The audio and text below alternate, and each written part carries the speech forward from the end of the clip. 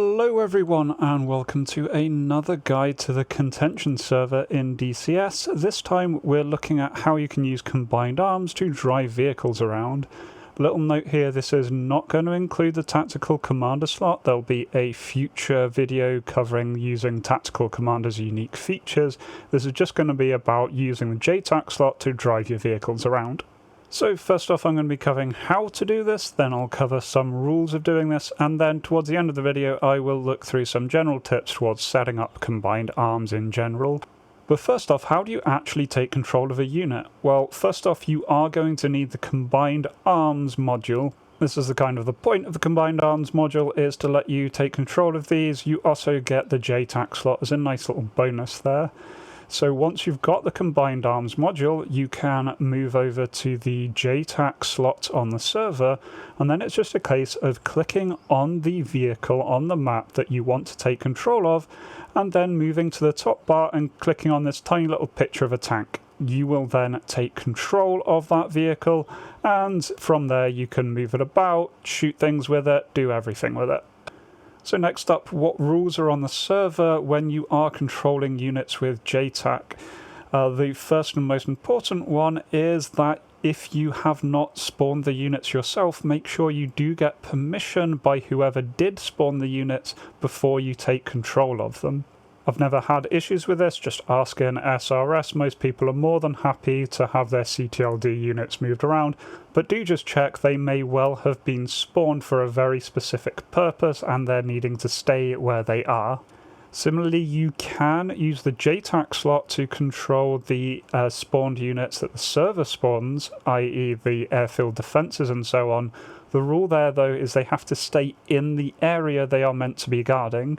So you can absolutely jump on and move around an airfield's defences, but what you can't do is move those airfield defences outside of the airfield central circle.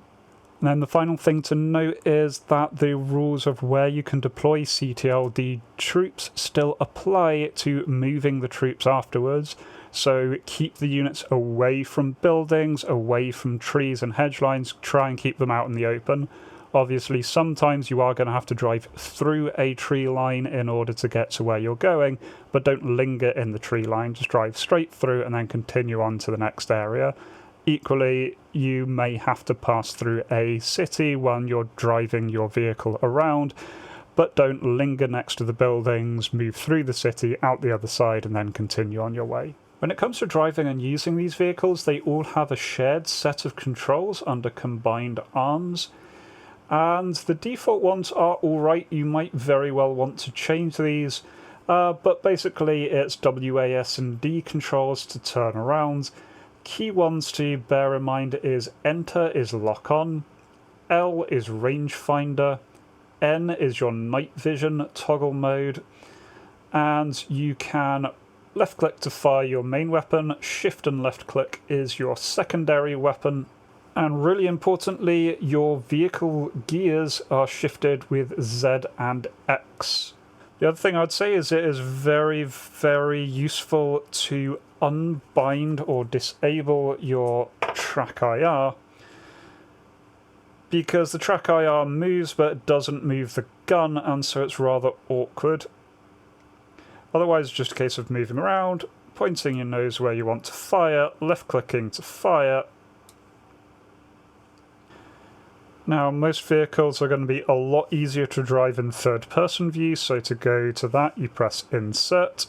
Then, as I mentioned, to drive, you're going to need to put your vehicle in gear. Once in gear, it will automatically adjust gears from there on out, but you do just need to press X once to go into drive, and then you hold W to drive.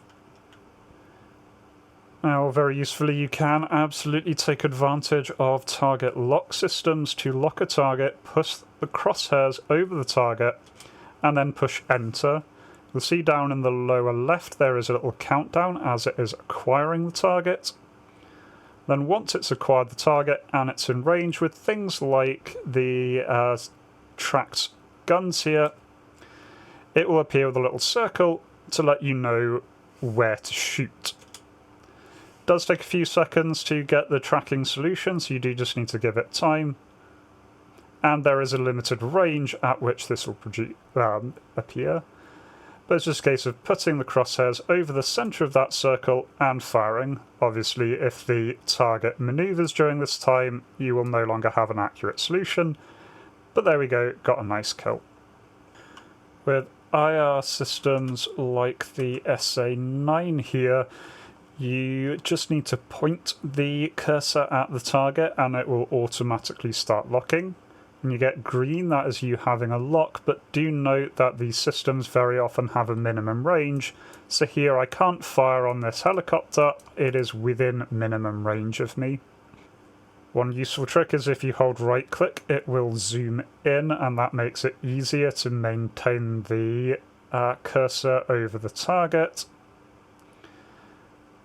And here I'm just waiting until it tells me that I'm in range in the lower left. And then left click. And missile out. Let's fire another one for good measure, but the first one did get it. So these systems are very, very useful, but they are more expensive to put down, and they have rather finicky ranges on them. Now, I'm not going to do every single system, there are far too many for this vehicle, but I just want to cover the main ones. So if you've got a radar SAM system like the SA8 here, this is pretty much just a hybrid of the two, so you point the nose at what you want to look at, get the cursor over it, press enter to begin the locking procedure. In this case, the SA8 has quite a long locking procedure, so we just have to sit and wait for that. Then as the number ticks down in the lower left, we see that we are locked. It confirms we're in range. We get little red, a box around the target, and we just left click to launch. And splash. Now so far I've just been focusing on your air defense vehicles, but you can absolutely use combined arms to deal with tanks and other ground attack vehicles to help you capture bases a little bit more directly. Now here the basic controls are the same, and you can completely control them from this third person view. One thing just to note, things like tanks, you can push the E button to cycle what weapon you've got selected. And if you want to use your secondary weapons like machine guns, remember just hold shift and then left click. So to engage with the third person view, you just put the crosshairs over the target and left click. Kaboom, one dead tank. But with tanks you're mostly going to want to be using the first person view for gunnery, as you do have a gun sight. And this is where having your track IR disabled is very important, because the track IR will move around and it moves the little HUD symbology around, but not the actual gun, making it very, very difficult. Now obviously we can engage things as normal here, using this manually, but with a lot of the tanks that you'll get, you will have a rangefinder which you can use to better engage distant targets. Rangefinder by default is L, so here I've got a range of 0.92, and so then just put cursor over target, fire away, direct hit. And then for things like guided missiles, you just fire and point the cursor at what you want dead, and the missile will track. As I said, I'm not going to go through all of these, there's far too many vehicles out there. If you'd like guides on anything in particular, do let me know, but there are a lot of guides on the basics of how to use these already on YouTube. Now one thing I'd absolutely suggest if you are planning on doing this is to set up a mission just like the one I've got here, with just some targets so you can just practice, get to grips with the controls so you're not trying to deal with the controls in a live situation. Very easy just to put together, put some static targets down. I'll just put these guys not to react under threat, and give myself a selection of different vehicles to practice with. So if you do have any questions, please do just let me know down in the comments. But otherwise, that is how to do the JTAC system with combined arms in a nutshell. Hope you enjoy causing some havoc using ground vehicles, and otherwise I will catch you in a future guide. Till then, remember to be kind to yourself and everyone else. Cheers.